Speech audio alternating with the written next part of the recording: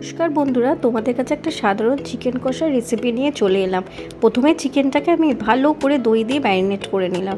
তারপর তাতে 5 রকম গুঁড়ো মশলা অ্যাড করলাম, ভালো করে তাকে ম্যারিনেট করে রেখে দিলাম। তারপর আমি একটি প্লেটে ক্যাপসিকাম, পেঁয়াজ, টমেটো কুচি কুচি করে কেটে সাইডে রেখে দিলাম। প্রথমে তেলে গোটা গরম মশলা দিলাম, দেওয়ার পর তারপরে মিক্সির কন্টেনারে জিঞ্জার আর গার্লিককে ভালো করে পেস্ট করে নিলাম।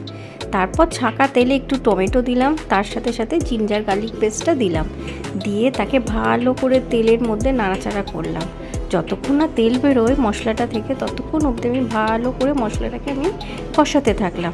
তারপর আমি কুচনো যা যা সবজি ছিল সেগুলোকে আমি তেলের মধ্যে দিয়ে দিলাম, আর তার সাথে আমি অ্যাড করলাম কাঁচা লঙ্কা।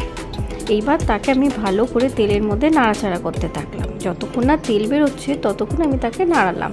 তারপর যে ম্যারিনেট করা চিকেনটি ছিল তাকে আমি তেলের মধ্যে ঢেলে দিলাম, ভালো করে আমি তাকে কষাতে থাকলাম। প্রথমে তো আপনারা জানেনই সেই চিকেনটাকে আমরা দই দিয়ে ম্যারিনেট করেছি, তো যেহেতু দই দিয়ে ম্যারিনেট করেছি দই থেকে অনেকটাই জল বেরিয়েছে।